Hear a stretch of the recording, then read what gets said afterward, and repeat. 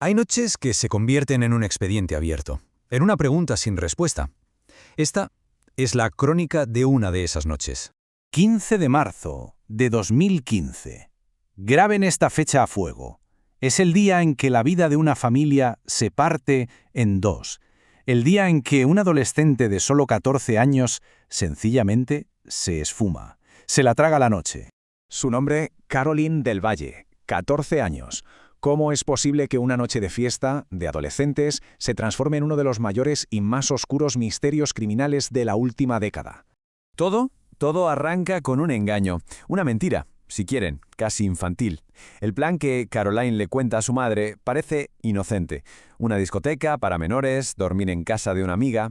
Pero la realidad era mucho más turbia. El verdadero destino era un botellón en Sabadell, en una zona de alto riesgo, rodeada de jóvenes, algunos con antecedentes. Pero esa primera mentira es solo el principio. Es el primer hilo de una red de engaños que se teje durante horas, una cortina de humo densa, opaca. El resultado, horas cruciales, horas de oro, perdidas para siempre. Y en medio de esa niebla, este mensaje. Lo recibe la madre de Caroline al día siguiente, de parte de la amiga de su hija. Escuchen bien, tu hija está bien, ha dormido en casa y ha comido aquí, ya va para allá. Una mentira, calculada.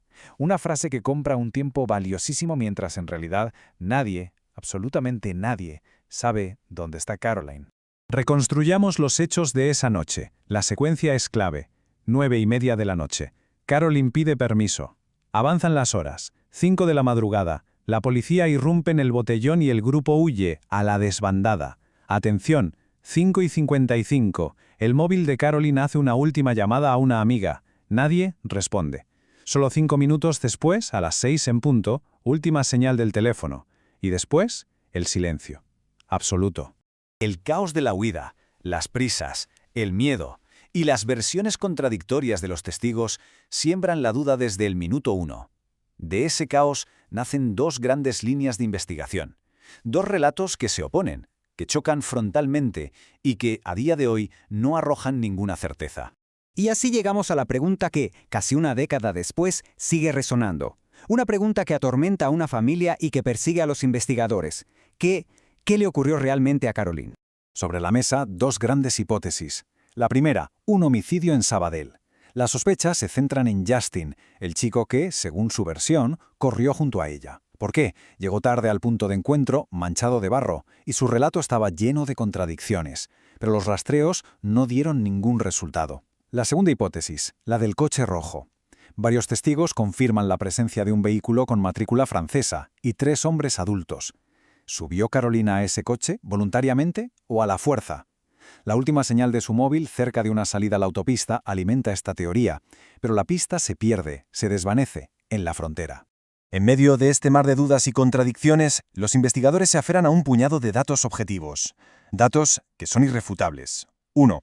Existe un coche rojo, con matrícula francesa y 3 adultos. 2. La última señal del móvil de Caroline se emite a las 6 de la mañana en Sabadell Sur. 3. Su último acto consciente fue una llamada perdida. Y 4.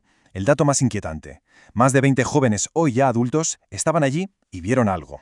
La ausencia de respuestas, inevitablemente, pone el foco sobre el trabajo policial. La familia de Caroline lo ha denunciado desde el primer día, una cadena de presuntos errores y negligencias. Sobre todo en esas primeras horas, en esos primeros meses, cuando el tiempo era vital. Pero, ¿de qué fallos hablamos? Atención a la secuencia.